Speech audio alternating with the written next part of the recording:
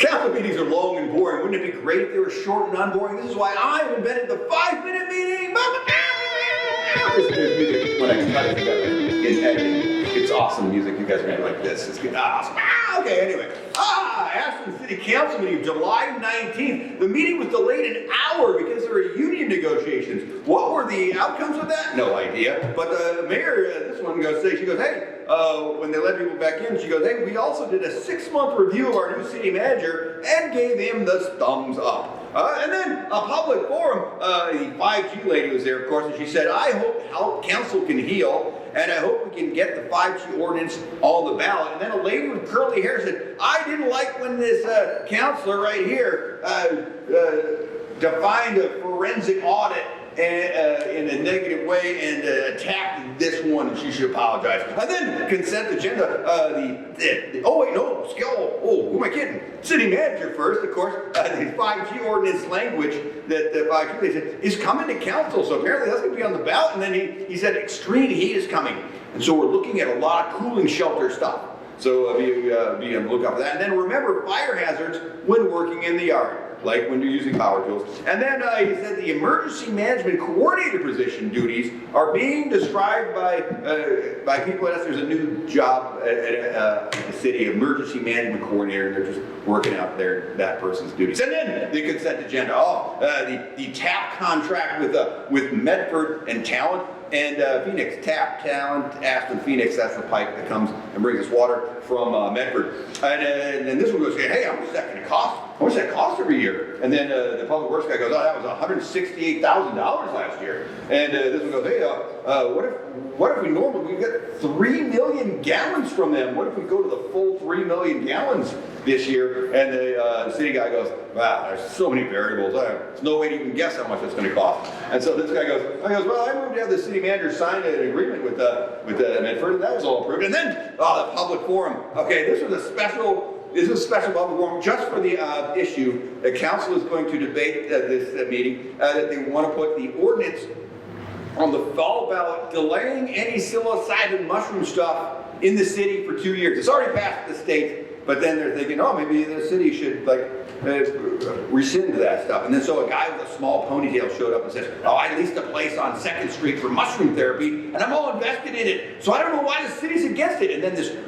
red curly-haired lady said, I am a counselor, and the psilocybin is effective and safe. And a guy on Zoom, I didn't see, said, he's a professional psilocybin facilitator. He says, it can create permanent change in as little as 2 treatments and isn't addictive and uses little water. And then some guy in glasses says, I am a future psilocybin facilitator because I recovered from alcoholism with psilocybin treatment. And then a guy with a baseball cap says, as a therapist, I work with MDMA and other stuff, and with vets and trauma victims, and this works because I used to be a revolutionary, and I had a bunch of illegal guns, and I was ready for some domestic violence, and I was hunted by the FBI, but then I dropped LSD one time, and it changed my life and made me a great person. And then the lady on Zoom said, the League of Oregon Cities has promoted this idea that this ordinance should happen. They make it sound like people can pop in for a dose and then leave, and that's not at all true. These are full treatment centers. And then this guy with glasses, he says, I'm working at Buckhorn Springs, and I'm a mushroom cultivator, and participants aren't allowed to leave treatment centers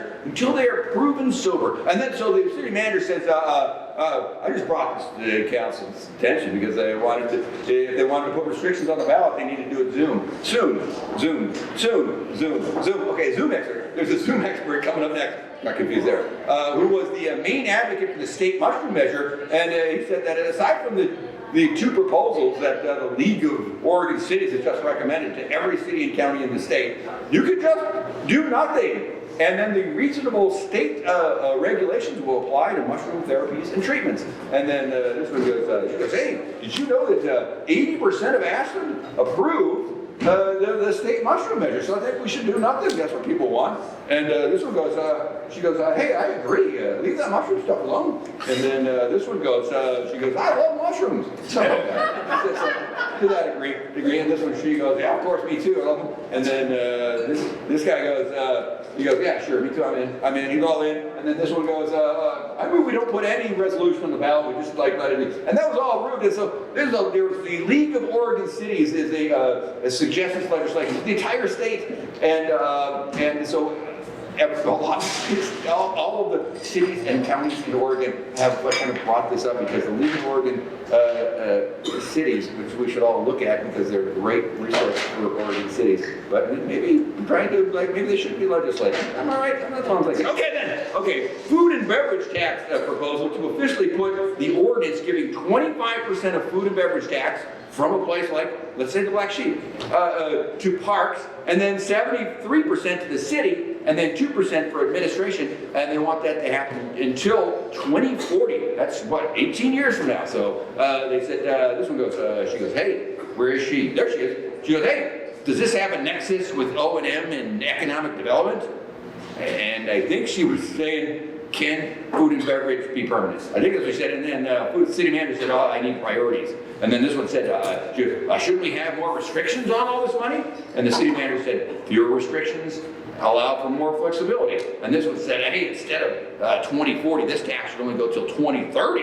And this one, of course, goes, I'm worried about the parks budget. She does that a lot. And then this one goes, oh, I move we put on the ballot that it just ends in 2030 instead of 2040. Failed 4-2. So that was a thumbs down from the city there. And then this one goes, he goes, there's this guy. Oh, here he is. He goes, I move we put this on the ballot with no end date. Food and beverage tax forever.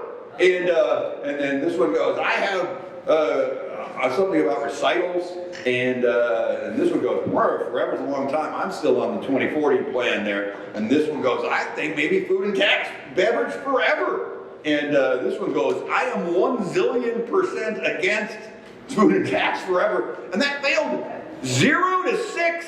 So even the people who talked that they were for it voted against it. And so then, of course, this one goes, hey, what an important discussion we just had, though, right? And so now I just want to move that we pass the original motion ending in 2040. And so that passed 4-2. These two didn't like it because they wanted the 30 to the 40, and so it still passed. And so that's going on the ballot. That's the thing going on the ballot. And then the second reading of overdose. Wait a minute. The ordinance to allow Ashland.news to post city announcements online, and that was all approved. And then there's the Dry Creek landfill. Wastewater sludge landfill contract has a 12% increase. So, but there's nobody else who will take landfill sludge in the area, so it's not like we have a choice. So, what else are you going to do? We're still giving them that land, and they're still 4-2. I mean, I don't know what else we could have done. And then the amendment to the Japanese garden project. The Parks Director said, the project is going to cost $317,000 more, so we need council approval. But the money is all being donated, and it's in the nonprofit parks fund, so it's not. It doesn't cost the city any more money. It just requires approval because of the process. And then this guy goes, hey, the garden's going to be free though, right? And this Japanese garden's going to be free, right? And Parker goes, oh yeah, pretty much. Yeah. It was like, ooh. And then, but that was all approved. And then this one says something about tomorrow night is 7 to 8:30 is a webinar on traffic calming on Zoom. And that was the end of the meeting. You're welcome.